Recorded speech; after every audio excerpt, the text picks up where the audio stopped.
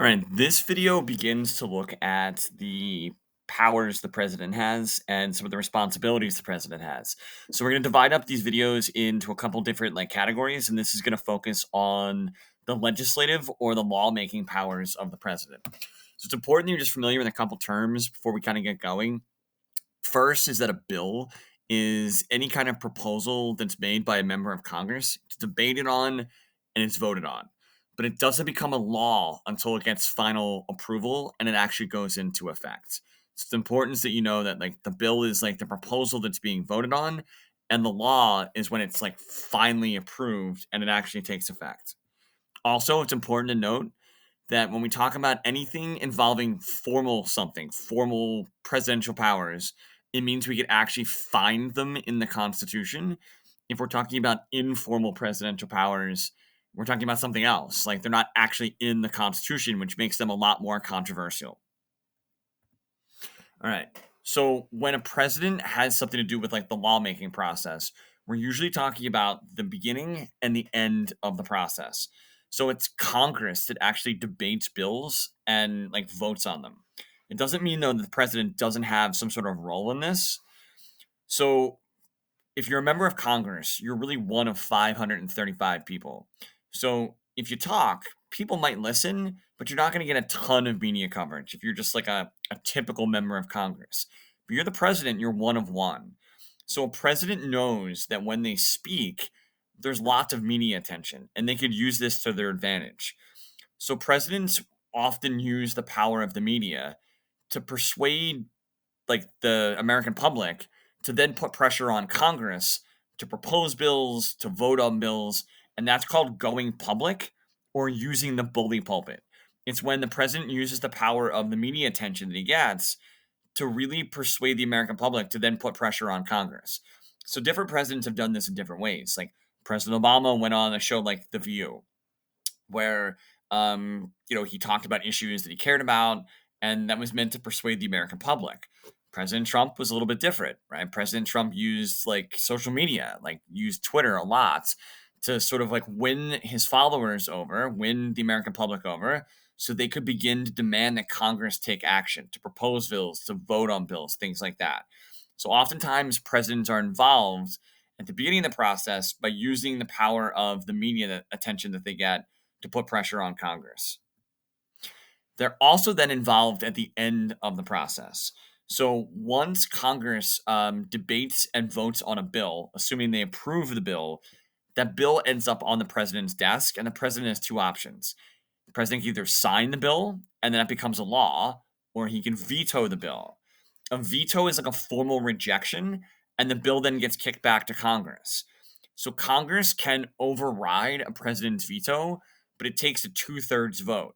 In order to pass the bill the first time, a majority was needed. But once the president vetoes the bill, you now need a higher number of Congress to agree to override that veto, which is two-thirds. So a veto is when the president formally rejects a bill that's been approved by Congress. A pocket veto is a little bit different. So this is as per the rules in the Constitution. Let's say the Congress agrees on a bill and they send a bill to the president, and the president just doesn't take any kind of action at all, and 10 days goes by and Congress is no longer in session. Congress is only in session for certain periods during the course of the year. That bill just automatically expires. It's like the president puts it in his pocket and it automatically just doesn't become a law. That's called a pocket veto. And a line item veto is no longer allowed. This is now unconstitutional. A line item veto is when presidents up through Bill Clinton in the 90s, they would get a bill sent to them by Congress and they would approve part of a bill and then they would veto another part of the bill. So this was declared unconstitutional because they looked at it as a president kind of abusing his veto powers, because by approving part of a bill and then vetoing part of a bill, you can kind of really change Congress's intention. So now the rule is you have to either veto the entire thing or accept the entire thing. You can't veto part and then accept part. And then if you look at this chart, it's interesting to consider why some presidents might have higher veto numbers than others. So this just shows you presidents from like Truman up through Obama. So it doesn't have Trump and Biden on here. But you can see some presidents have considerably higher veto totals than others. Why might this be?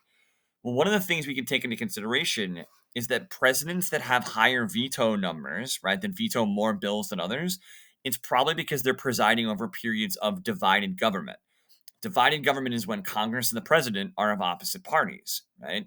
So you're much more likely to have a Democratic president vetoing laws that have been sent to him by like a Republican Congress, right? Or vice versa. So presidents that preside over divided government tend to be more willing to veto laws. Unified government is probably time periods where you see fewer veto totals. Why? It's because Congress and the is controlled by the same party that also controls like the presidency. So you're not going to have a Democratic president vetoing laws that were written by a Democratic Congress, or a Republican president vetoing laws that most of the Republicans came up with, because that just makes your own party look bad. So again, we have to consider the parties and what branches they control might have some sort of bearing on the higher veto totals. There are also some other powers the president has that deal with like legislative stuff. And these are informal presidential powers, right? These are things that are not found in the Constitution, but presidents have sort of like done throughout history, and they've expanded presidential power because they go beyond what's stated in the Constitution. So, an executive order is any kind of signed presidential proclamation that sort of has the force of law. So, Congress often gets upset when presidents use executive orders because they kind of think that like the president's trying to take away a power that is the main thing that Congress does. This is sort of like the president bypassing Congress and kind of in a way making laws on their own, which is not something that constitutionally the executive branch is supposed to be doing. So there are some pretty powerful executive orders that have happened. Like for example, Executive Order 9066, they're all numbered. You don't have to worry about the specific numbers. Was an executive order that was drafted by President Franklin Roosevelt in 1942 that ordered the internment of Japanese Americans. After Pearl Harbor, when we were at war with the country of Japan, there were people in the government that were concerned that we wouldn't be able to tell a loyal Japanese American from a potential Japanese spy. So, what Roosevelt did was he issued an executive order that basically forced all people of Japanese ancestry that lived on the West Coast to basically be placed in detention camps for the duration of the war.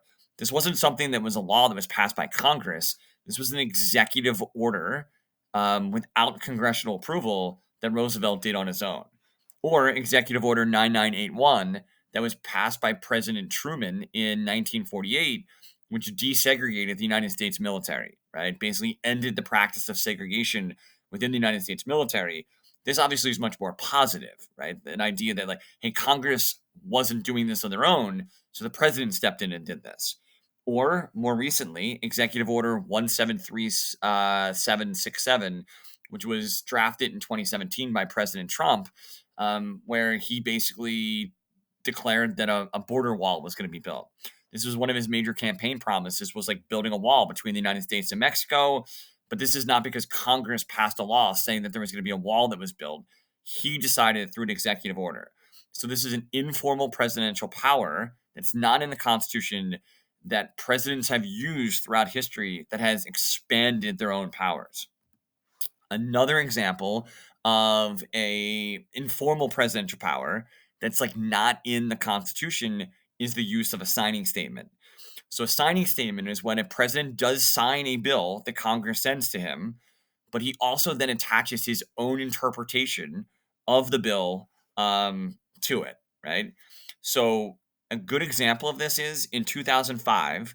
One of the things that was a controversial issue at the time during the war on terror was that suspected terrorists were being detained in an American military base in Cuba called Guantanamo Bay.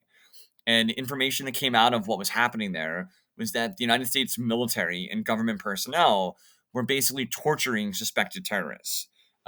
This caused an immediate like negative reaction, and Congress basically passed what was called the Detainee Treatment Act in 2005 that essentially ended the United States government's use of torture as an interrogation tactic for suspected terrorists. When that bill was sent to President Bush, who was the president at the time, he signed the Detainee Treatment Act, but then he attached to the bill that he signed an interpretation that he believed the way that he was reading the bill was that though he was signing a torture ban, that he could still order torture if he felt like it was protecting national security. To which Congress's argument was that's not what we intended at all. But signing statements are like a president's interpretation of a bill that he signs, that he attaches to the bill, that could potentially take the interpretation of that bill in a different direction than what Congress intended. So both executive orders and signing statements are significant in that they greatly expand a president's role in the legislative process beyond what's stated in the Constitution.